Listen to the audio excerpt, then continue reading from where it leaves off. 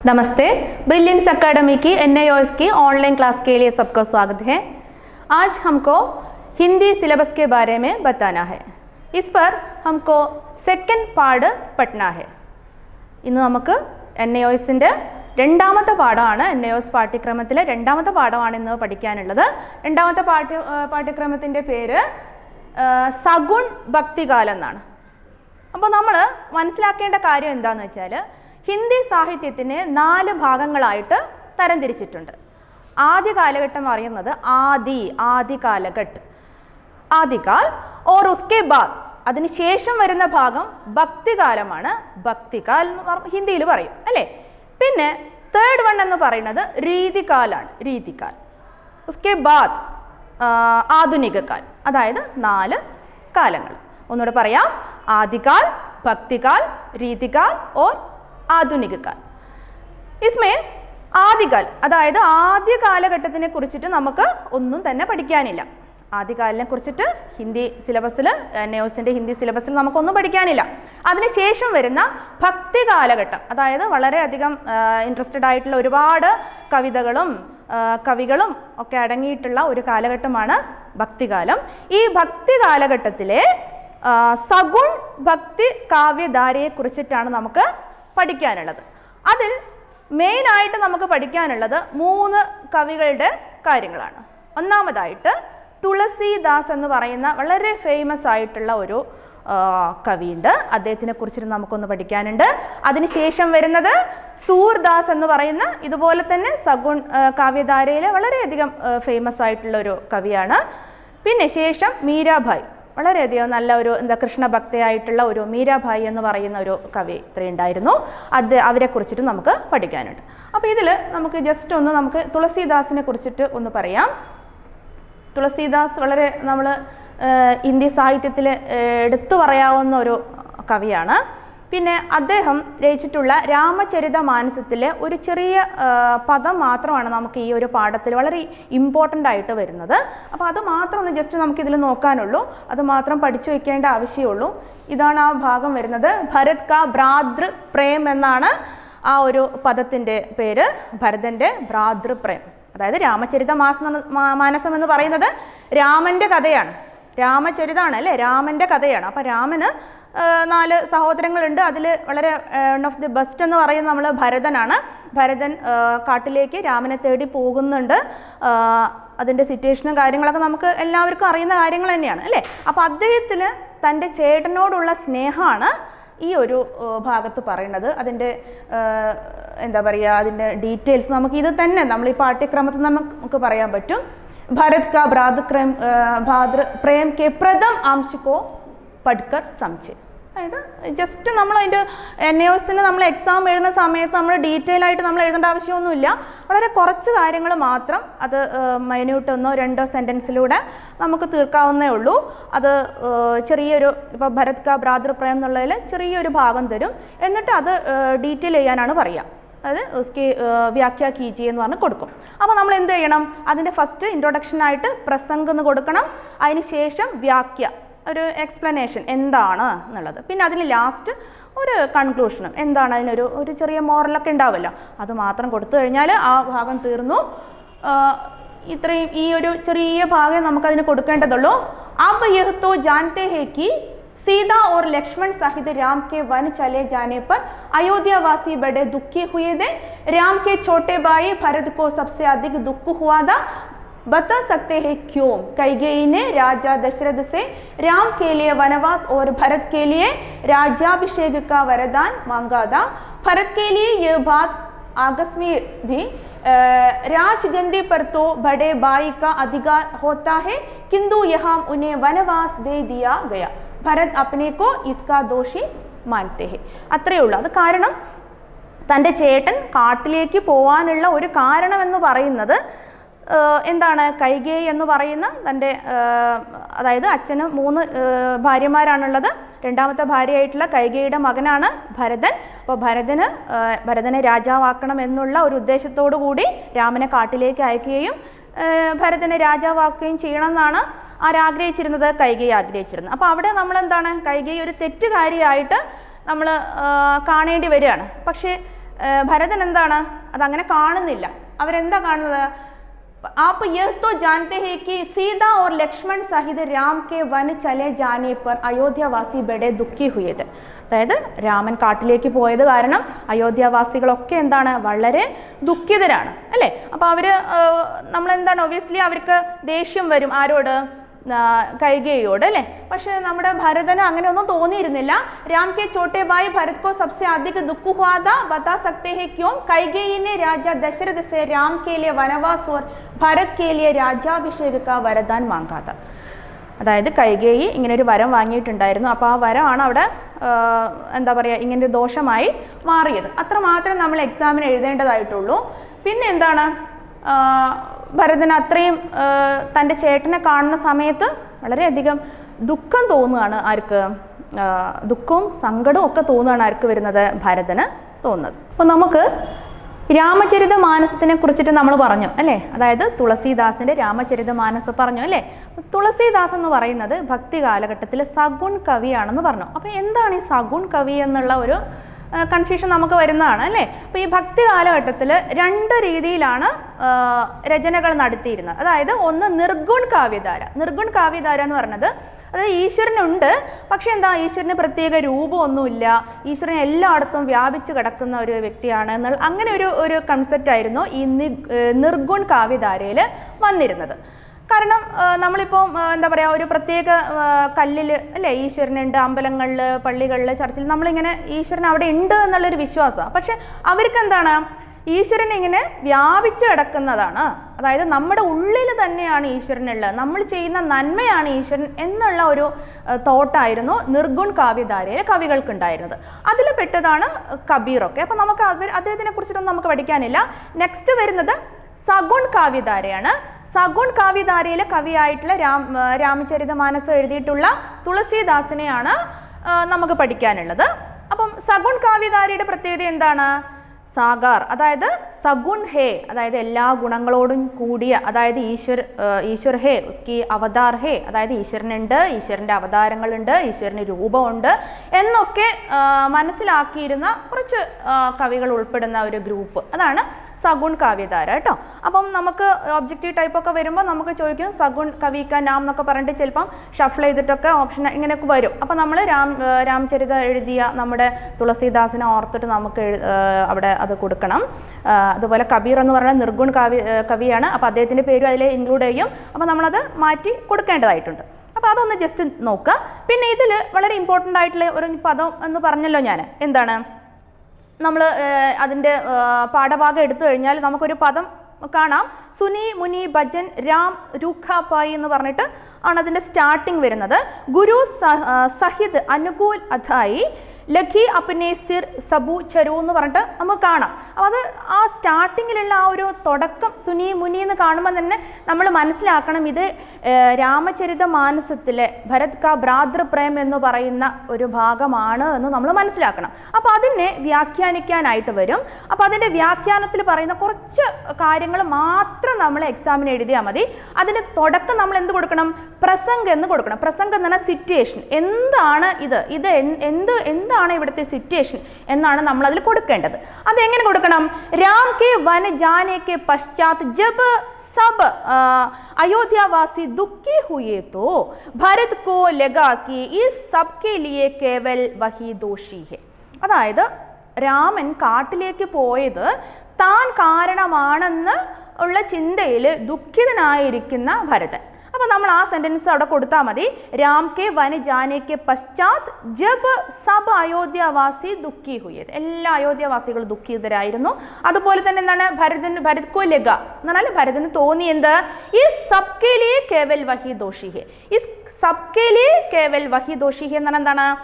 അദ്ദേഹം തന്നെയാണ് ഇതിനൊക്കെ ദോഷം, ഞാൻ കാരണമാണല്ലോ ഇങ്ങനെ സംഭവിച്ചത് എന്നുള്ള ഒരു ദുഃഖം കേട്ടോ. അപ്പം നമ്മൾ അതിൻ്റെ ഒബ്ജക്റ്റീവ് ടൈപ്പ് ക്വസ്റ്റ്യനിൽ നമ്മൾ മനസ്സിലാക്കേണ്ട കാര്യം ഈ ഒരു ചോദ്യം വരും. അതായത് ആരെയാണ് ദോഷിയായിട്ട് മനസ്സിലാക്കിയിരുന്നത്? സ്വയം ദോഷിയായിട്ട് കണ്ടിരുന്നു ആര്? ഭരതൻ കേട്ടോ.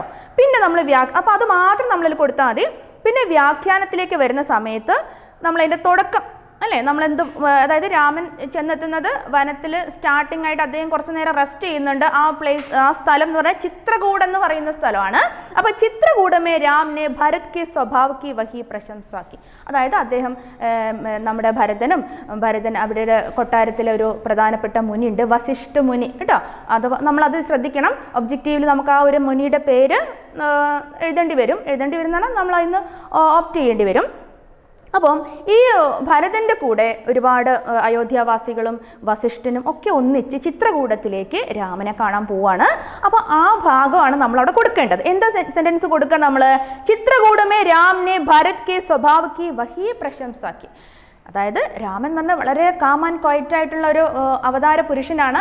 അപ്പോൾ അദ്ദേഹം എപ്പോഴും എന്താണ് വളരെ പ്ലസൻ്റ് ആയിട്ടിരിക്കുന്ന ഒരു രീതിയാണ് അദ്ദേഹത്തിന്. അപ്പം ഭരത് കി സ്വഭാവക്ക് ബഡി പ്രശംസാക്കി, തൻ്റെ അനിയൻ്റെ സ്വഭാവത്തിനെ ഇങ്ങനെ പ്രശംസിച്ചിട്ടുണ്ടായിരുന്നു രാമൻ ആ സമയത്ത്. ഉൻകാ രൂപ് ദേഖ്കർ വസിഷ്ഠനെ ഭരത് കോ സാകേത് കിയ. അപ്പം ഭരതനോടായിട്ട് സാകേത് കിയ എന്ന് പറഞ്ഞാൽ ഇങ്ങനെ ആക്ഷൻ കാണിച്ചു, ഇങ്ങനെ ഒന്ന് ആംഗ്യം കാണിച്ചു. എന്താ, രാമൻ ഇപ്പം നല്ല ഒരു മൈൻഡിലാണ് ഇരിക്കുന്നത്, നിനക്ക് പറയാനുള്ളതൊക്കെ ഇപ്പം അദ്ദേഹത്തോട് പറയാം എന്ന് പറയാണ്. വേ അപ്പനെ മൻ കി ബാത് രാം ജി കെ സാമനെ രഖേ. അപ്പോൾ ഇതൊക്കെ മൈന്യൂട്ടായിട്ടുള്ള പോയിന്റുകളാണ്. നമുക്ക് നമ്മുടെ സിലബസ് എടുത്തു കഴിഞ്ഞാൽ ഇതൊക്കെ ഒരുപാട് 3-4 പേജുകളായിട്ടുണ്ടാവും. പക്ഷെ നമ്മളതൊന്നും നോക്കേണ്ട ആവശ്യമില്ല, നമുക്ക് വളരെ കുറച്ച് കാര്യങ്ങൾ മാത്രം എഴുതിയാൽ മതി. ഭരത് ഇസി അവസരക്ക് പ്രതീക്ഷാമേത്. അപ്പം ഭരതൻ എന്താണ് ഈ ഒരു ടൈം വെയിറ്റ് ചെയ്തിരിക്കുന്നത്. കാരണം എൻ്റെ ചേട്ടനോട് എനിക്ക് ഒരുപാട് സംസാരിക്കാനുണ്ട്, അദ്ദേഹം വളരെ സ്നേഹമുള്ള ആളാണ്, എനിക്ക് അങ്ങോട്ടും അതുപോലെയാണ്. അപ്പോൾ അദ്ദേഹമായിട്ട് കുറച്ച് സംസാരിച്ചിട്ട് തിരിച്ച് അയോധ്യയ്ക്ക് കൊണ്ടുപോകണം എന്നുള്ള ഒരു രീതിയിലാണ് ഭരതൻ അവിടെ എത്തിയിരിക്കുന്നത് അല്ലേ. അപ്പോൾ കൂടെ ആരുണ്ട്? അവരുടെ ടീച്ചറായിട്ടുള്ള എന്താ പറയുക, ഗുരുവായിട്ടുള്ള വസിഷ്ഠ മുനിയുണ്ട് കേട്ടോ. അപ്പം നമ്മൾ എഴുതേണ്ട ഭാഗം ഇത്രയേ ഉള്ളൂ. എന്താണ്? ഭാരത് ഇസി അവസരക്ക് പ്രതീക്ഷാമേധി കെ കബ് ഗുരു വസിഷ്ഠ ഓർ രാം ദോനോ അനുകൂൽ थे. അപ്പോൾ എന്താണ്, നമ്മുടെ ഇന്നത്തെ കുറേ കാലഘട്ടത്തിന് മാറ്റമുണ്ട് അല്ലേ. അന്ന് ഗുരുക്കന്മാരെയൊക്കെ അത്രയും വണങ്ങിയിരുന്ന ടൈമാണ്.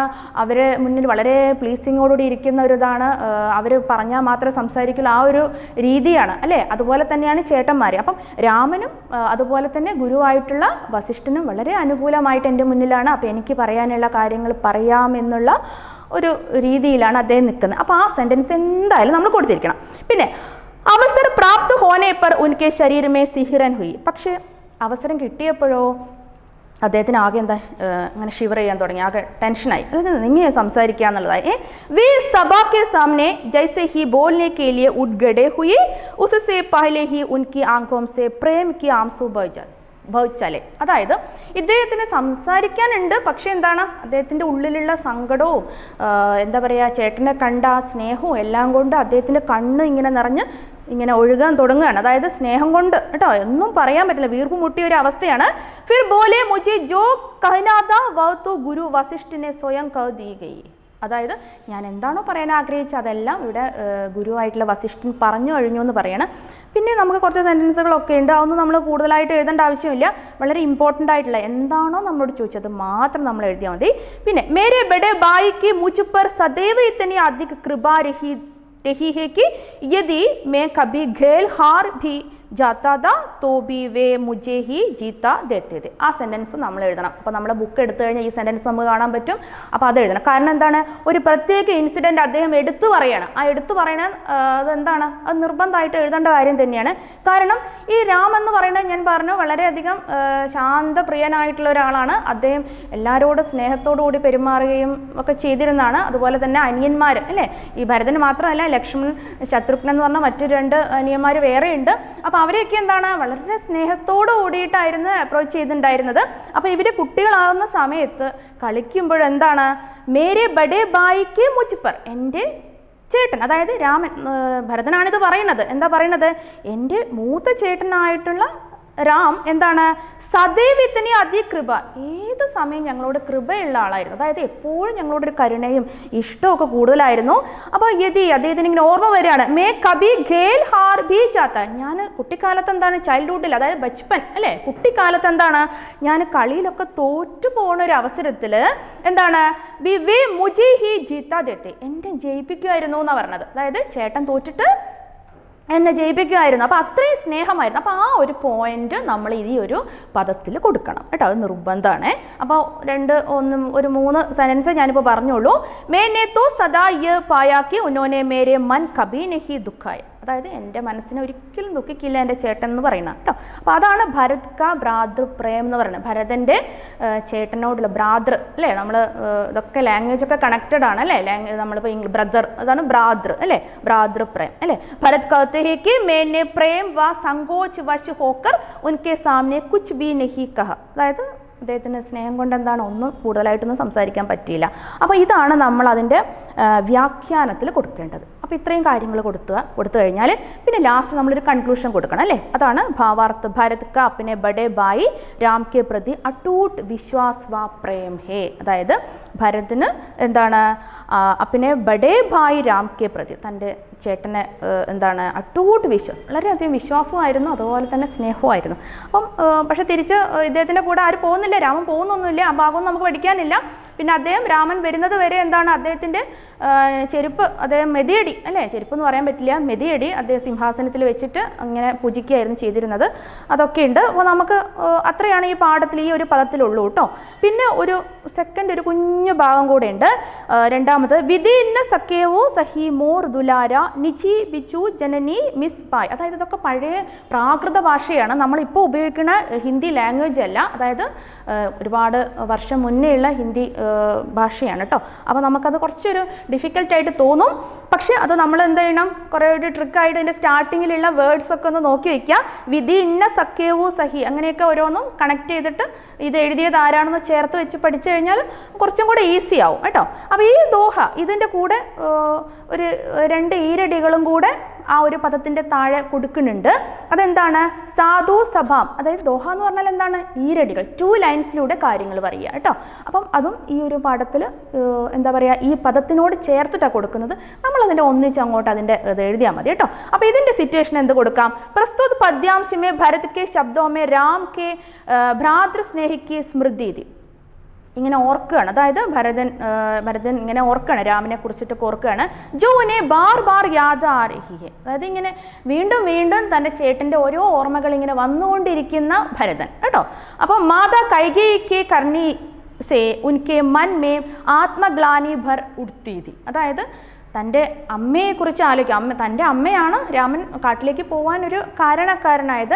ആത്മഗ്ലാനിയെ ഭർ ഉടുത്തിയത്, ആത്മഗ്ലാനി പറഞ്ഞാൽ മാനസികമായിട്ടൊരു വിഷമം അദ്ദേഹത്തിന് ഫീൽ ചെയ്യുകയാണ്, എൻ്റെ അമ്മ കാരണമാണല്ലോ എന്ന് കരുതിയിട്ട് എന്താണ്, അമ്മയോട് ദേഷ്യം ആർക്ക് തോന്നിയില്ല, ഭരതന് തോന്നിയില്ല അല്ലേ. അപ്പം അതിൻ്റെ വ്യാഖ്യാനം എന്താണ്, ഭരതനെ രാം കി പ്രീതി കാ സ്മരൺ കിയാ ഹെ ഉനെ ലഗാ ഈശ്വർ ഉൻകെ ഓർ രാം സേ ബീച്ച് ഗഹരെ പ്രേം കി സഹൻ ന കർ സക, അതായത് ചേട്ടനനിയന്മാർ ഇപ്പോഴത്തെ ഒരു സിറ്റുവേഷൻ അല്ല, ഇപ്പോൾ എവിടെയും ചേട്ടനനിയന്മാർ അടി ഉണ്ടാക്കുന്നൊക്കെ കാലമുണ്ട് അല്ലേ, പക്ഷേ ഇവർക്കിടയിൽ എന്താണ് വളരെയധികം ആ ഒരു എന്താ പറയുക സ്നേഹം നിലനിന്നിരുന്നു കേട്ടോ. അപ്പോൾ എന്താണ്, ബീച്ച് ഗഹരെ പ്രേം കി സഹൻ ന കർ സക, അതായത് ആഴത്തിലുള്ള ആ ഒരു സ്നേഹം അതെനിക്ക് സഹിക്കാൻ കഴിയുന്നില്ല, എൻ്റെ ചേട്ടനെ എൻ്റെ അടുത്ത് നിന്ന് വിട്ടു പോകുമ്പോൾ എനിക്കത് സഹിക്കാൻ പറ്റുന്നില്ല, അദ്ദേഹത്തിൻ്റെ ഉള്ളിൽ ആ വിഷമമാണ് ആ ഒരു ഭാഗത്ത് കേട്ടോ. അപ്പോൾ ഈ ഒരു രാമചരിത മാനസത്തിൻ്റെ ഈ ഭാഗം ഭരത് കാ ഭ്രാതൃ പ്രേം നമ്മൾ പഠിക്കുമ്പോൾ കുറച്ച് സെൻറ്റൻസ് കൂട്ടി അങ്ങ് പഠിച്ചു വെച്ചാൽ മതി. അത് കണ്ടു കഴിഞ്ഞാൽ ഇതാണ്, അതായത് സ്റ്റാർട്ടിങ്ങിലുള്ള ആ ഒരു എന്താ പറയുക പദത്തിൻ്റെ തുടക്കം അല്ലേ, നമുക്കിത് വായിക്കുമ്പോൾ കുറച്ചൊരു കട്ടിയായിട്ട് തോന്നും. അപ്പോൾ അതിൻ്റെ തുടക്കം എന്താണെന്ന് നോക്കി വയ്ക്കുക. അതൊരു നമ്മൾ എന്താ പറയുക നമ്മുടെ ഒരു ട്രിക്ക് അനുസരിച്ചിട്ട് അത് രാമചരിത മാനസം അതിൽ കോർഡിനേറ്റ് ചെയ്തൊന്ന് പഠിച്ചു വയ്ക്കാം. പിന്നെ അതിൽ കൊടുക്കേണ്ട മറ്റൊരു കാര്യം, ഭരത് कहते हैं ये सोचना कि मैं बुरी है और मैं सदाचारी और सज्जन हूँ ठीक नहीं है। भरत के पास इसके 2 कारण है। पहला है कैकेयी ने स्वभाव की विशेषता, वे कहते हैं कि बबुल के पेड़ पर आम किस प्रकार लगोगे, अर्थ यह है कि यदि माँ में ही दोष है तो मैं निर्दोष किस प्रकार हो सकता है, അതായത് അമ്മയാണ് ഇവിടെ കുറ്റം ചെയ്തതെങ്കിലും അതിനെന്താണ്, അത് എൻ്റെയും കൂടെ കുറ്റമാണ്, അത് ഞാനും കൂടെ അതിൽ ഇൻക്ലൂഡഡ് ആണ് എന്നാണ് അദ്ദേഹം ചിന്തിച്ചത് കേട്ടോ.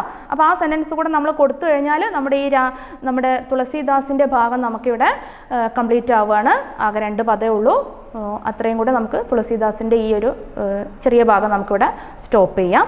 ഇനി അതിനുശേഷം ഈ സഗുൺ കാവ്യധാരയിൽ ഈ പാഠത്തിൽ തന്നെ നമുക്ക് പഠിക്കാൻ മറ്റൊരു കവിയും കൂടെ ഉണ്ട്. ആരാണ്, സൂർദാസ് എന്ന് പറയുന്ന ആളാണ്. സൂർദാസിന്റെ പ്രത്യേകത എന്ന് പറയുന്നത് അദ്ദേഹം കൃഷ്ണഭക്തനാണ്. നമ്മൾ ഇത്രയും നേരം പറഞ്ഞിരുന്ന രാമചരിതമാനസം എഴുതിയ തുളസീദാസ് രാമഭക്തനായിരുന്നു അല്ലെ, രാമനെ കുറിച്ചിട്ടുള്ള കഥകളായിരുന്നു. പക്ഷേ സൂർദാസ് എന്താണ്, കൃഷ്ണഭക്തനായിരുന്നു. അതായത് കൃഷ്ണനെ കുറിച്ചിട്ട് അദ്ദേഹത്തിന് പറയാൻ വാക്കുകളില്ല. അത്രയും അദ്ദേഹത്തിൻ്റെ കുട്ടിക്കാലവും അദ്ദേഹത്തിൻ്റെ കൗമാരപ്രായവും പിന്നെ അദ്ദേഹം രാജാവായിരിക്കുന്ന സമയത്തുള്ള കാര്യങ്ങളൊക്കെ അദ്ദേഹം ഇങ്ങനെ എടുത്തു പറയണം. ഓരോന്ന് അദ്ദേഹത്തിന് അന്നേരം കുട്ടിയായിരിക്കുമ്പോഴുള്ള കൃഷ്ണനെ കുറിച്ച് പറയുമ്പോൾ വാത്സല്യമാണ്. അപ്പം നമ്മൾ ഈ ഒരു സൂർദാസ് എന്ന് പറയുമ്പോൾ വാത്സല്യ രസമാണ് അദ്ദേഹത്തിൽ നിറഞ്ഞിരിക്കുന്നത്. അത് നമ്മൾ ആലോചിച്ച് വെച്ചാൽ മതി. അപ്പം നമുക്ക് ഒബ്ജക്റ്റീവ് ടൈപ്പ് ക്വസ്റ്റ്യനിൽ വരുമ്പോൾ സൂർദാസ് കി രസ് കിസ് പ്രകാർ ഹെ വ ഉസ്കി दोहा में किस प्रकार की रस लिखा है എന്നൊക്കെ ചോദിച്ചു കഴിഞ്ഞാൽ നമ്മൾ എന്ത് എഴുതണം, വാത്സല്യ ഓർ ശൃംഗാർ. ശൃംഗാരമുണ്ട് വാത്സല്യമുണ്ട്, പക്ഷെ നമുക്ക് പഠിക്കാനുള്ള എന്തോ ഉള്ളൂ, വാത്സല്യം മാത്രമേ ഉള്ളൂ. ശൃംഗാര രസം എന്ന് പറയുന്നത് ശ്രീകൃഷ്ണൻ വലിയ ആളാവും, അതായത് ഒരു കൗമാര പ്രായക്കാരനായിട്ടുള്ള ശ്രീകൃഷ്ണനെ കുറിച്ചിട്ട് അദ്ദേഹം പറയുന്ന സമയത്ത് നല്ല റൊമാൻറ്റിക് ആയിട്ടുള്ള കൃഷ്ണനാണ് അല്ലേ.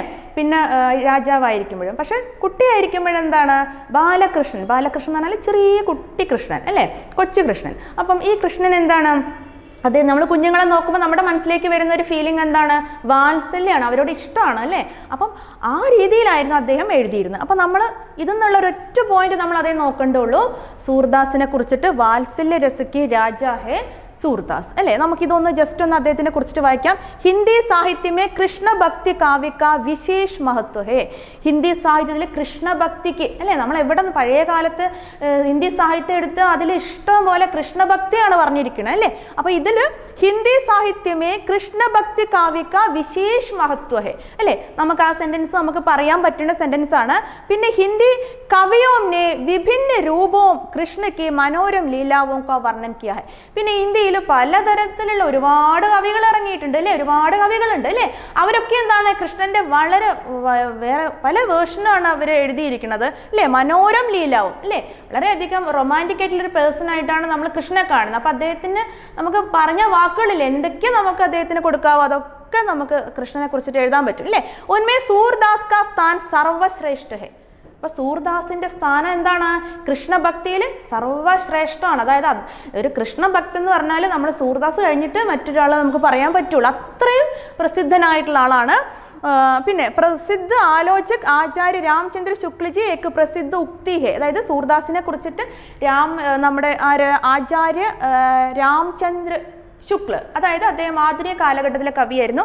അദ്ദേഹം പറഞ്ഞൊരു കാര്യമുണ്ട്, സൂർ വാത്സല്യ ഏവം ശൃംഗാർക്ക കോന കോന ചാങ്ക് ആയേ. അതായത് വാത്സല്യത്തിൻ്റെയും ശൃംഗാരത്തിൻ്റെയും രാജ അതല്ലേ. അദ്ദേഹം എപ്പോഴും എന്താണ് ശൃംഗാര രസം അല്ലെങ്കിൽ വാത്സല്യ രസം കൃഷ്ണനെ കുറിച്ചിട്ട് ഇങ്ങനെ എഴുതിയിരുന്ന ആളായിരുന്നു കേട്ടോ.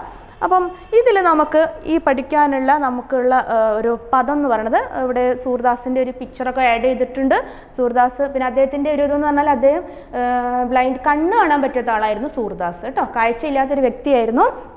പക്ഷേ അദ്ദേഹത്തിന് വളരെ പവർഫുൾ ആയിട്ടുള്ളൊരു മാനായിരുന്നു.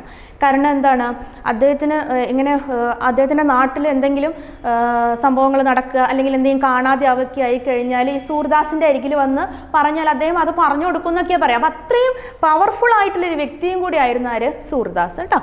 പിന്നെ നമുക്ക് ഇദ്ദേഹത്തിൻ്റെ ഈ ഒരു പദം ഒന്ന് വായിച്ചു നോക്കാം. സോബിത് കർ നവനീത് ലിയേ धुरनी चलत रेणु तन मंडित मुख दधि लेब किए चारु कबो लोल लोजन घोरोजन तिलक दिए लड लड़किन मनु मत मधुब घान मादक मधुहिम पिए कडुला कंड वज्र के हरी नख रजत रुचिरी हिए धन्य सूर एकई पल इहिम सुग का सत കൽപ്പ് ജിയേ അല്ലേ. പഴയ ഹിന്ദി പ്രാകൃത ഭാഷയാണ് അല്ലേ, നമുക്ക് വായിച്ചെടുക്കാൻ ഭയങ്കര ബുദ്ധിമുട്ടാണ്. അപ്പോൾ ഇതിൻ്റെ ഈ നമ്മൾ ഇതിൻ്റെയൊക്കെ ഒരു ഇത് നോക്കുകയാണെങ്കിൽ ചിലതിൽ ഈ കവികളുടെ പേര് തന്നെ ആഡ് ചെയ്തിട്ടുണ്ടാവും. ഇപ്പം സൂർ എന്നൊക്കെ കൊടുത്തിട്ടുണ്ടെങ്കിൽ അത് സൂർദാസിൻ്റെയാണ് നമ്മൾ മനസ്സിലാക്കുക അല്ലേ.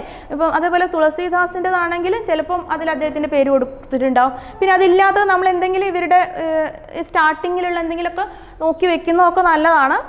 കാരണം നമുക്ക് ചിലപ്പോൾ ഒരു കൺഫ്യൂഷൻ ഉണ്ടാവും, ഇത് ആരെഴുതിയതാണെന്ന് അല്ലേ.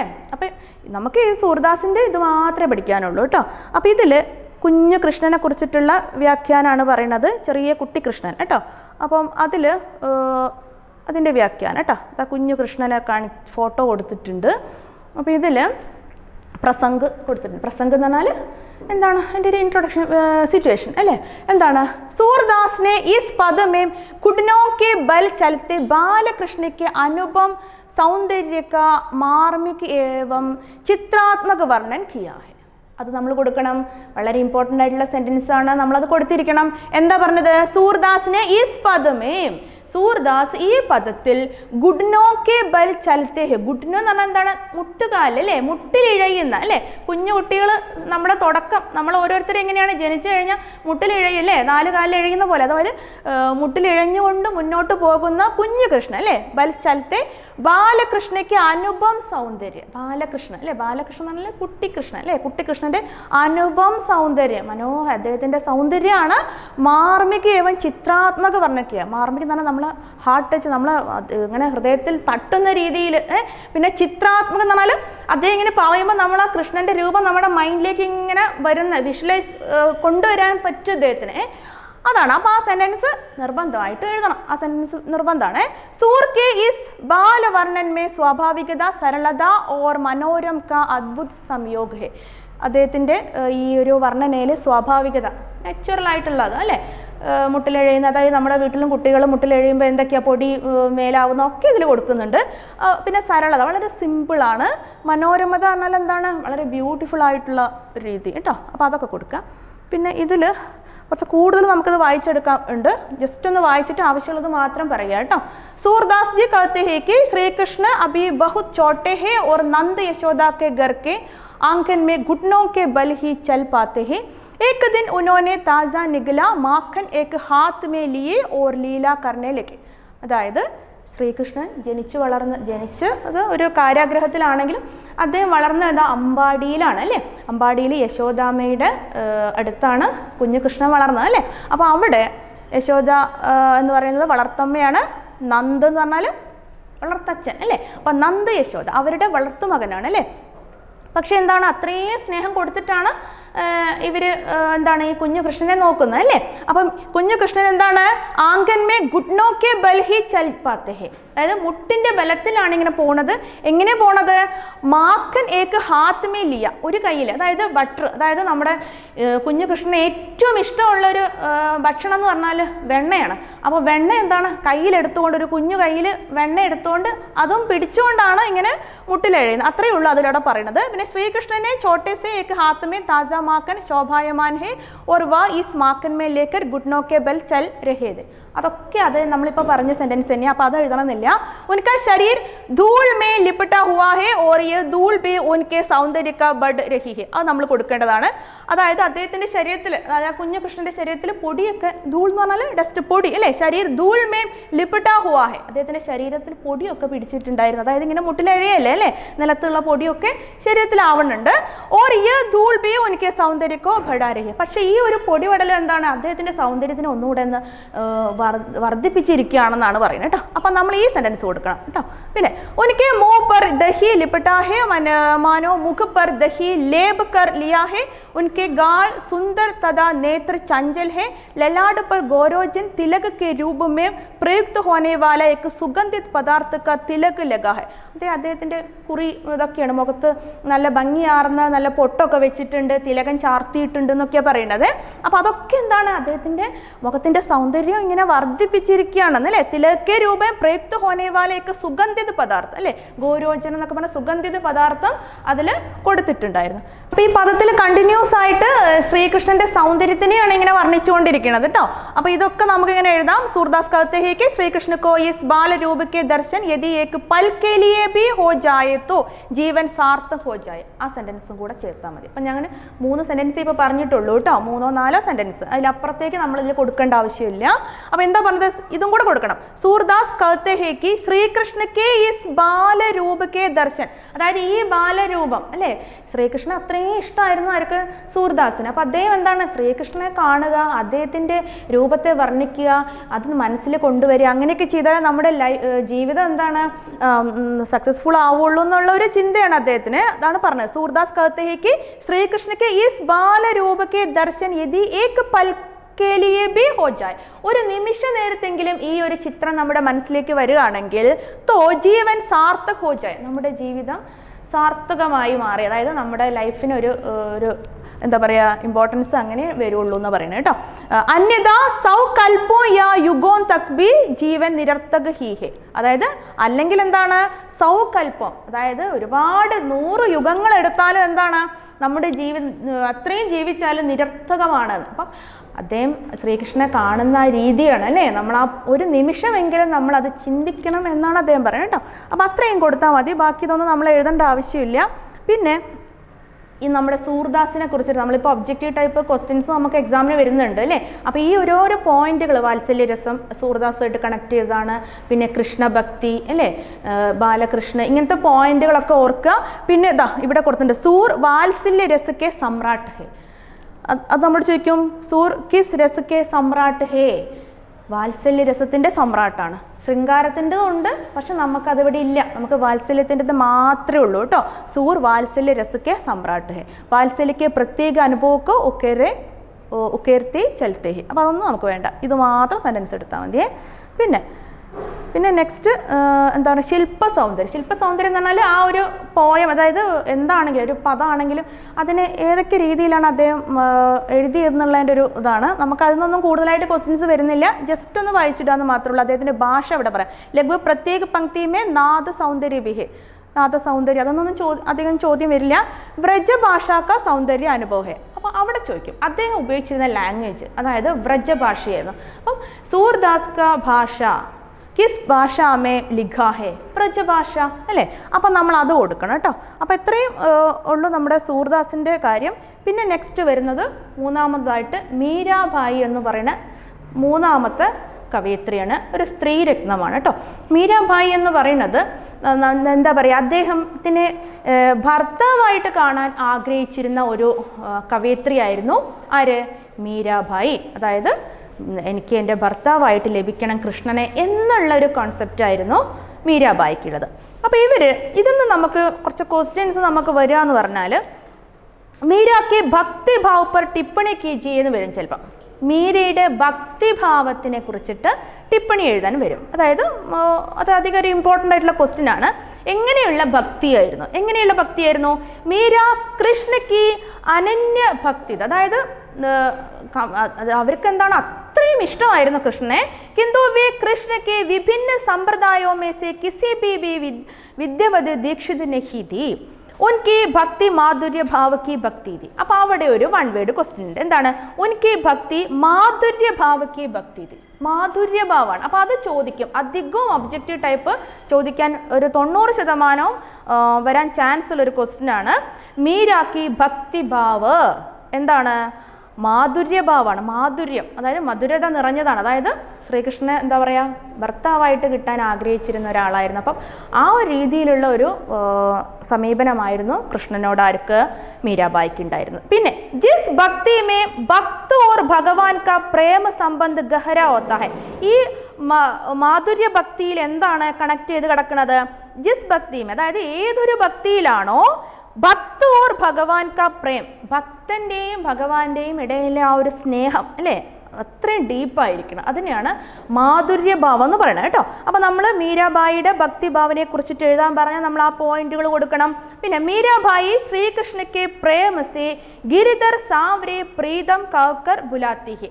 പിന്നെ ഈ പേരുകളൊക്കെ യൂസ് ചെയ്തിരുന്നത് മീരാബായി ആയിരുന്നു. എന്താണ് ഗിരിധർ എന്ന് പറയും, സാവ്ര എന്ന് പറഞ്ഞാൽ ശ്രീകൃഷ്ണനെ കറുപ്പ് നിറം ഉള്ള ഒരാളായിട്ടാണ് പറഞ്ഞത്, അതുകൊണ്ട് സാവ്ര. പിന്നെ പ്രീതം എന്ന് പറഞ്ഞാൽ എന്താണ്, ഒരു ലവർ, ഇഷ്ടമുള്ള ഒരാൾ അല്ലേ, ആ രീതിയിലൊക്കെ വിളിച്ചിരുന്നതായിരുന്നു കേട്ടോ. പിന്നെ മീരാക്കി ഭക്തി may Prema Vishwas or Samarpan കി ഭാവന വിദ്യമാൻ ഹെ. അതായത് മീരയുടെ ഭക്തിയിൽ പ്രേമവും വിശ്വാസവും സമർപ്പണ ഭാവവും ഒക്കെ ഉണ്ടായിരുന്നു കേട്ടോ. അപ്പോൾ ഇത് മീരാഭായിയുടെ ഭക്തിയെ കുറിച്ചിട്ടുള്ളതാണ്. പിന്നെ നമുക്ക് ഇതൊന്ന് എപ്പോഴും ചോദിക്കാറുള്ള അവരുടെ മീരാക്കിയ പദോമേ ഗായത് ഹേ സിദ്ധ് കീജി, അതായത് മീരായുടെ കാവ്യങ്ങൾ സംഗീതാത്മകമാണ്, എന്തുകൊണ്ടാണ് അങ്ങനെ പറയണതെന്ന് ചോദിക്കാറുണ്ട്. അതെന്താണ്, മീരാക്കിയ കാവ്യ മീരാ പദാവലിക്ക് രചനായെ ലഗ്ഭഗ് വിഭിന്ന രാഗവും പർ ആധാരിത ഹേ. വളരെ ഡിഫറെൻ്റ് ആയിട്ടുള്ള രാഗങ്ങളിലൂടെ ഒക്കെ ആയിരുന്നു അവർ ഇങ്ങനെയുള്ള പദങ്ങളൊക്കെ എഴുതിയിരുന്നത്. അതുകൊണ്ടാണ് മീരാബായിയുടെ പദത്തിന് എന്താണ് വളരെ സംഗീതാത്മകമായിട്ടുള്ളതാണെന്ന് പറയുന്നത്. വഹി കാരൺ ഹേ മീരാക്കി അധികാംശ രചനാവുമേ രാഗിണിയോം പായി ജാത്തി ഹെ. ഡിഫറെൻ്റ് ആയി പല തരത്തിലുള്ള രാഗങ്ങൾ കൊണ്ട് ചേർത്ത് എഴുതിയതായിരുന്നു മീരാബായിയുടെ പദങ്ങൾ കേട്ടോ. അപ്പം ഇത്രയും മീരാബായിയുടെ എന്താ പറയുക ഗോയത് ഹേ എന്ന് പറഞ്ഞതിന് നമുക്ക് കൊടുക്കാൻ പറ്റും. പിന്നെന്താ മീരാബായിയുടെ കാവ്യരചനയുടെ സമ്പ്രദായം ചോദിക്കുന്നുണ്ട്. അതെങ്ങനെയാണ്? ക്യാ മീരാക്കി രചനാവോക്കോ കിസി സമ്പ്രദായ സെ ചോട്ന ഉടത്തി ഹേ. എന്താണ് മീരാക്കി രചനാവോക്ക കിസി സമ്പ്രദായ ചോടന ഉചിത് നഹി. ഒന്നിനോടും നമുക്ക് ചേർക്കാൻ പറ്റില്ല. വല്ലഭാചാര്യക്ക് എന്താ സമ്പ്രദായ ഹേ, അതാണ് വല്ലഭാചാര്യ കേട്ടോ. അത്രയും നമുക്ക് അതിൻ്റെ കൂടെ കൊടുക്കാം. പിന്നെ മീരാബായിയുടെ നമുക്ക് ഇതിൽ ബുക്കിൽ കാണാൻ പറ്റും. നമുക്ക് ഒരുപാട് എന്താ പറയുക കാവ്യങ്ങളെ കുറിച്ചിട്ടൊക്കെ ഇതിൽ കൊടുത്തിട്ടുണ്ട്. നമുക്ക് ജസ്റ്റ് ഒന്ന് നോക്കാം. ഒരു പദം ഇതാണ്, മായിരി മ്യാം ലിയാം ഗോവിന്ദ മോൾ ടേക്ക് എന്നിട്ട് കാണാം. ദേ കഹിയ ചാണോ മ്യാങ്ക ചടേ ലിയ ബജന്ത് ഠോൽ ദേ കഹിയാം ഹോവ്യ കഹിയാം സഹോ ലിയാഹി തരാസ ഘോൾ എന്ന് കൊടുത്തിട്ടുണ്ട്. ഇതൊക്കെ കേൾക്കുമ്പോൾ നമുക്ക് കുറച്ചൊരു ബുദ്ധിമുട്ടാണ്. നേരത്തെ പറഞ്ഞ പോലത്തെ കാര്യങ്ങളൊക്കെ ചെയ്യാമെന്ന് മാത്രമേ ഇതിന് ഒരു ഇതുള്ളൂ. അപ്പോൾ ഇതിൻ്റെ ഒരു ഡീറ്റെയിൽ നോക്കുകയാണെങ്കിൽ പ്രസ്തുത പദമേ മീരാനെ കൃഷ്ണ के साथ अपने प्रेम संबंध की घोषणा अत्यंत സാഹസ് ഓർ ദൃഢതാ സേ കി ഹെ. വളരെയധികം എന്താ പറയുക സ്ട്രോങ് ആയിട്ട് അല്ലേ തൻ്റെ കൃഷ്ണനോടുള്ള സ്നേഹം വളരെ സ്ട്രോങ് ആയിട്ട് അവിടെ അവർ പറയാൻ ആഗ്രഹിക്കുകയാണ്. എന്താണ്? പ്രസ്തുത് പദമേ മീരാനെ കൃഷ്ണ के साथ अपने प्रेम संबंध. അത് എനിക്ക് കൃഷ്ണനോട് സ്നേഹമാണ് അല്ലേ, ഈശ്വരനോട് സ്നേഹം കാണിക്കുക, ഈശ്വരനെ ഭർത്താവായിട്ട് കിട്ടുക എന്നുള്ളത് അവർ ഹൈഡ് ചെയ്യാൻ ആഗ്രഹിച്ചിരുന്നു. എല്ലാവരും ഓപ്പണായിട്ട് പറയാൻ ആഗ്രഹിച്ചിരുന്നു. അതാണ് പ്രേം സംബന്ധിക്ക് ഘോഷണ അത്യന്ത സാഹസോ ദൃഢത, സാഹസികമായിട്ടും ദൃഢതയോടും കൂടിയിട്ട് പറഞ്ഞിരുന്നു. അതാണ് അതിലെ ഒരു പോയിന്റ്, നമ്മൾ എഴുതേണ്ട പോയിന്റാണ്. പിന്നെ അതിന് ബാക്കിയുള്ളത് നമ്മൾ കൊടുക്കണ്ട. പിന്നെ അടുത്തത് വ്യാഖ്യാനം. വ്യാഖ്യാനത്തിലോ മീര കത്തി ഹേ കി ഹേ സഖി, അതായത് ഇത് തൻ്റെ കൂട്ടുകാരിയോടായിട്ടാണ് അവരിത് പറയുന്നത്. കൂട്ടുകാരിയോട് ഓപ്പൺ ആയിട്ട് പറയണം. എന്ത്? മേനെ തോ ശ്രീകൃഷ്ണക്കോ മോൾ ലേ ലിയാ ഹേ ഓർ മേനെ കൃഷ്ണ കാ സാത്ത് അപ്പനെ സംബന്ധ കാ മൂല്യ ഭി ചുക്താ കിയാ ഹേ. അതായത് കൃഷ്ണന് ഒരു എന്ത് കൊടുത്താലും അതിന് എന്താ പറയുക പാരലായി മാറില്ല. അതായത് കൃഷ്ണനോടുള്ള സ്നേഹം എന്താണ്, എനിക്ക് കൂടുതലാണ്, അതിനൊരു വാല്യൂ ഇടാൻ എനിക്ക് പറ്റില്ല. അത്രയും സ്നേഹമാണ് എനിക്ക് കൃഷ്ണനോട്. അദ്ദേഹത്തിന് എന്താണ് വിലക്കി വാങ്ങുക എന്നുള്ളത് എനിക്ക് കഴിയുന്ന കാര്യമല്ല എന്ന് പറയണം. തും കഹത്തി ഹേ കി മേ ഉൻസേ യേ സംബന്ധ് ചിപ്കർ രഖ്തി ഹും. നിനക്ക് തോന്നുന്നുണ്ടോ ഞാനിത് ഒളിപ്പിച്ചു വെക്കും, അതായത് കൃഷ്ണനോടുള്ള സ്നേഹം ഞാനിങ്ങനെ ഒളിപ്പിച്ചു വെക്കും തോന്നുന്നുണ്ടോ? ഒരിക്കലും ഇല്ല എന്ന് പറയണേ. മേ കഹത്തി ഹും കി മേനെ ഘുലേ മേ ഢോൽ ബജാക്കർ ശ്രീകൃഷ്ണയ്ക്ക് മോ ലിയ അർത്ഥാത് ഉന്നെ ഘുലേ ആം അപ്ന ലിയ ഹെ. അതായത് ഞാനിങ്ങനെ ചെണ്ട കൊട്ടിയിട്ട് പാടും, അതായത് ഞാൻ ഓപ്പൺ ആയിട്ട് എല്ലായിടത്തും എന്താണ് ഢോൽ പച്ചാക്കർ, ഢോൽ എന്ന് പറഞ്ഞാൽ ഡ്രംസ് അല്ലേ, ഇങ്ങനെ അതായത് അനൗൺസ് ചെയ്യുമെന്ന് അറിയണം. അത്രയും സ്നേഹമാണെന്നുള്ളതാണ്. അത്രയാണ് അതിൽ കൊടുത്തത്. പിന്നെ നമുക്ക് പറ്റുന്ന സെൻറ്റൻസുകൾ എഴുതാമെന്ന് മാത്രമേ ഉള്ളൂ. കാരണം നമ്മളിപ്പോൾ പറഞ്ഞിരിക്കുന്ന ഈ പോയിന്റ് തന്നെ അതിൽ ആവശ്യമുള്ളതാണ്. അത്രയേ ഉള്ളൂ. മീര ആകെ कहती है कि हे सगी तुम कहती है कि ये सौदा महंगा है पर मेरा मानना है कि ये बहुत सस्ता है क्योंकि मैंने ये सदा तराजू पर तोल कर किया अर्थात मैंने पूर्ण रूप से सोच विचार कर जांच परख कर ही ऐसा किया है. അതായത് നിനക്ക് തോന്നുന്നുണ്ടാവും ഞാൻ എന്താണ് വളരെയധികം അല്ലേ ഈശ്വരനെ ഭർത്താവായിട്ട് കിട്ടാൻ ആഗ്രഹിക്കുക എന്ന് പറഞ്ഞാൽ നടക്കുന്ന കാര്യമല്ല അല്ലേ. പക്ഷെ എന്താണ് എനിക്ക് അങ്ങനത്തെ ഒന്നും തോന്നുന്നില്ല, ഞാൻ എന്താണ് അത് ചിന്തിച്ചിട്ട് തന്നെയാണ് പറയണത് എന്ന് പറയണം. അതാണ് സോച്ച് വിചാരക്കർ എന്നുള്ളത്, ഞാൻ ചിന്തിച്ചു തന്നെയാണ് ഇത് പറയണത് എന്ന് പറയണം. അത്രയും കാര്യമാണ് ഈ ഒരു പദത്തിലുള്ളത് കേട്ടോ. പിന്നെ നെക്സ്റ്റ് ഇതൊക്കെ അതിനെ വീണ്ടും ഇങ്ങനെ ഡീറ്റെയിൽ ഇങ്ങനെ ചെയ്യണതാണ്. വീണ്ടും കുറേ കാര്യങ്ങൾ, ഇതൊന്നും നമുക്ക് ക്വസ്റ്റ്യൻസ് വരാനില്ല. ഇതൊക്കെ നമുക്ക് കുറേ പിന്നെ ഒബ്ജക്റ്റീവ് ടൈപ്പ് കാര്യങ്ങളും അതൊക്കെ ആയിട്ട് വരുന്നതാണ്. പിന്നെ അവരുടെ ഭാവസൗന്ദര്യം പറയുന്നുണ്ട്. ഭാവസൗന്ദര്യം എന്ന് പറഞ്ഞാൽ എന്താ പറയുന്നത്, ആ കവിതയിൽ എന്തെല്ലാമാണ് അവിടെ ഇൻക്ലൂഡ് ചെയ്യുന്നത്. അത് നമ്മൾ നേരത്തെ പറഞ്ഞു അല്ലേ, എന്താണ് മീരാക്കി ഭക്തി ഭാവന പർ ടിപ്പണി കീജിയെ എന്ന് പറഞ്ഞല്ലേ. അപ്പോൾ എന്താണ് മാധുര്യ ഭക്തിയാണ് മീരയ്ക്കുള്ളത് അല്ലേ. അതൊക്കെയാണ് ഇതിലുള്ളത് കേട്ടോ. ഇത് തന്നെയാണ് ഞാൻ നേരത്തെ വായിച്ചത്. പിന്നെ ഭക്തി കാവ്യമേ മീരാ ഏക്ക് അലഗ് വ്യക്തിത്വക്ക് സ്വാമിനി ഹെ. അത് നമുക്ക് എഴുതാൻ പറ്റും. നമ്മൾ എഴുതുമ്പോൾ ഹിന്ദി ആകുമ്പോൾ ചിലപ്പോൾ നമുക്ക് കുറച്ച് കൺഫ്യൂഷനും കുറച്ച് ബുദ്ധിമുട്ടൊക്കെ ഉണ്ട്. അപ്പോൾ നമ്മൾ എഴുതാൻ പറ്റുന്ന സെൻറ്റൻസുകൾ നോക്കി എഴുതുക. അപ്പോൾ ഇത് ഭക്തി കാവ്യമേ മീരാ ഏക്ക് അലഗ് വ്യക്തിത്വക്ക് സ്വാമിനി ഹെ. വളരെ ഡിഫറെൻ്റ് ആയിട്ടുള്ളൊരു വ്യക്തിത്വമായിരുന്നു അവർക്ക് ഹിന്ദി ഭക്തി കാവ്യത്തിലുണ്ടായത്. ഉനക്കെ കാവ്യ കാ अध्ययन करने वाला उन्हें कभी संत काव्य की परंपरा में रखता है, कभी महाप्रभु वल्लभाचार्य की पुष्टि मार्ग परंपरा में. നേരത്തെ പറഞ്ഞു വല്ലഭാചാര്യൻ്റെ പുഷ്ടിമാർഗ വല്ലഭാചാര്യക്ക് സമ്പ്രദായ എന്ന് ഞാൻ നേരത്തെ പറഞ്ഞു. ആ പോയിൻ്റാണ് അവിടെ കൊടുത്തിരിക്കുന്നത് കേട്ടോ. വല്ലഭാചാര്യൻ്റെ ആ ഒരു രീതിയായിരുന്നു അവർ യൂസ് ചെയ്തിട്ടുണ്ടായിരുന്നതെന്ന്. പിന്നെ അത്രയാണ് അതിൽ കൊടുക്കുന്നത്. പിന്നെ ശില്പ സൗന്ദര്യം എന്ന് പറഞ്ഞിട്ട് കൊടുക്കുന്നുണ്ട്. ശില്പ സൗന്ദര്യം എന്ന് പറഞ്ഞത് എന്താണ്? ആ കാവ്യം എന്തൊക്കെയാണ് അതിൽ കൊടുത്തിരിക്കുന്നത്? കാവ്യരൂപയ്ക്ക് ദൃഷ്ടി സെ മീരാ കാ കാവ്യ ഗീതി കാവ്യക്ക് അന്തർഗത ആത്താ ഹെ. ഗീതി കാവ്യത്തിൽ വരുന്നതാണ്. अनुभूति की तीव्रता और सघनता प्रायः गीति काव्य में ही व्यक्त की है. गीति काव्य के आवश्यक तत्व है भावानुभूति, वैयक्तिकता, संगीतात्मकता, സംക്ഷിപ്തത തഥാ ശൈലിക്ക് കോമളത. ഞാൻ നേരത്തെ പറഞ്ഞ എന്ത്? മീരാക്കെ പദോമേ ഘോയത് ഹെ. സംഗീതാത്മകമാണ് അല്ലേ? അതാണ് സംഗീതാത്മകമായിട്ടുള്ള ഒരു എഴുത്തായിരുന്നു അവർ എഴുതിയിരുന്നത് കേട്ടോ. അതാണ് ഈ ഇത്രയും കാര്യം പറഞ്ഞത്. പിന്നെ നമുക്ക് എഴുതാൻ പറ്റുന്ന മറ്റു പോയിന്റ്, അപ്പോൾ മീരാബായിയെ കുറിച്ചിട്ട് കുറച്ച് പോയിന്റ്സുകൾ നമ്മൾ എടുത്താൽ മതി. പിന്നെ ഇതിൽ നമുക്ക് പഠിക്കാനുള്ള പദവും പഠിച്ചു വെച്ച് കഴിഞ്ഞാൽ ഈ പാഠത്തിൽ അത്രയൊക്കെ വരാനുള്ളൂ. പിന്നെ ഓരോരോ വൺ വേർഡുകൾ, മീരാബായി കിസ് കാൽ കെ കവി ഹെ, ഭക്തി കാൽ കി കവി ഹെ അല്ലേ. പിന്നെ മീരാബായി സഗുൺ കാവ്യ പർ ഹെ അല്ലേ. അങ്ങനത്തെയൊക്കെ പോയിന്റുകൾ നമ്മൾ നോക്കി വെക്കാന്ന് മാത്രമേ ഉള്ളൂ കേട്ടോ. പിന്നെ ഇതിൽ മീരാന്റെ ഇന്നത്തോ രസ്, അലങ്കാർ, വക്രോക്തി, ധ്വനി, ബിംബ്, പ്രതീക്, അപ്രസ്തുത് യോജന, അജ്ഞോക്തി ആദി ചമത്കാർ പ്രസ്തുത് കിയാ ഹെ. അതായത് ഈ അലങ്കാരങ്ങൾ, അതായത് പണ്ട് കാലങ്ങളിൽ കവിതയും പദങ്ങളും ദോഹകളൊക്കെ എഴുതുമ്പം അതിന് പ്രത്യേകമായിട്ടുള്ള അലങ്കാരങ്ങൾ, ചന്ത്, വക്രോക്തി, ഇങ്ങനെയുള്ള കുറേ റൂൾ ആൻഡ് റെഗുലേഷൻസ് ഒക്കെ ഉണ്ടായിരുന്നു. അതൊക്കെ ഫോളോ ചെയ്യണമായിരുന്നു. പക്ഷേ ഇന്നത്തെ കാലത്ത് സമകാലീന കവിതകൾ നമ്മൾ എടുത്തു നോക്കുകയാണെങ്കിൽ നമ്മൾ ഗദ്യരൂപത്തിൽ എന്ന് പറഞ്ഞാൽ നമ്മളിങ്ങനെ സംസാരിക്കുന്ന പോലെയുള്ള കവിതകളാണ് അല്ലേ. അതിന് പ്രത്യേകമായിട്ടൊന്നുമില്ല, നമുക്ക് ആർക്ക് വേണമെങ്കിലും ഒരു കവിത രചിക്കാവുന്ന രീതിയാണ്. പക്ഷേ പണ്ടത്തെ ഓരോ കാവ്യങ്ങൾ എടുത്തു കഴിഞ്ഞാലും ഒരുപാട് സൗന്ദര്യം അതിന് കൊടുത്തിട്ടുണ്ട്. അതിൻ്റെതായ ഭംഗിയും ആ കാലഘട്ടത്തിൽ അതിനുണ്ടായിരുന്നു. അപ്പോൾ ഇതാണ് ആ കാര്യങ്ങൾ കേട്ടോ കവിതകൾ കൊടുക്കുന്നത്. രസ്, അലങ്കാർ, വക്രോക്തി, ധ്വനി, ബിംബ്, പ്രതീക്, ഇതൊക്കെ അദ്ദേഹം എന്താണ് ഇതിൽ കൊടുത്തിട്ടുണ്ടായിരുന്നു. പിന്നെ वे तो अत्यंत सहज ढंग से साधारण भाषा में अपने हृदय की बात रखती है.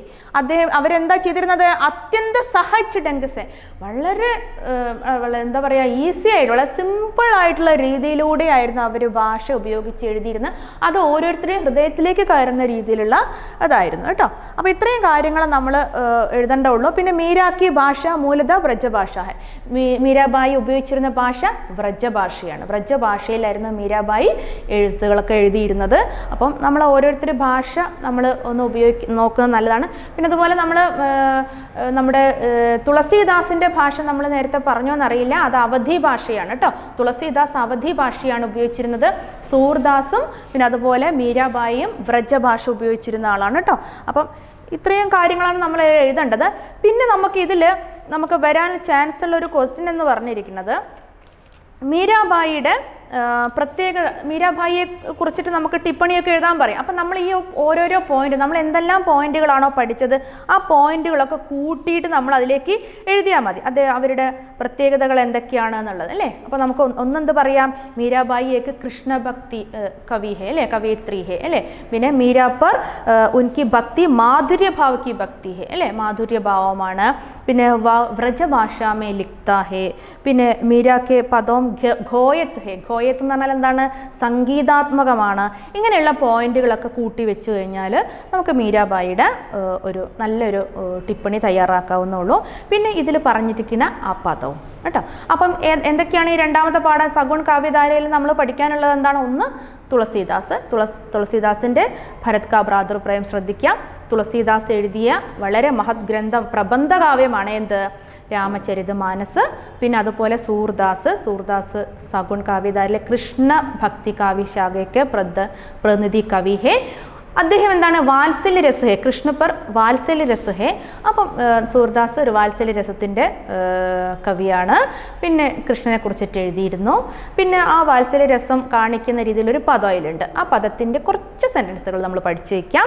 പിന്നെ മീരാബായിയുടെ ഇപ്പോൾ പറഞ്ഞിരിക്കുന്ന പദം അതൊന്ന് ഡീറ്റെയിൽ ചെയ്യുക.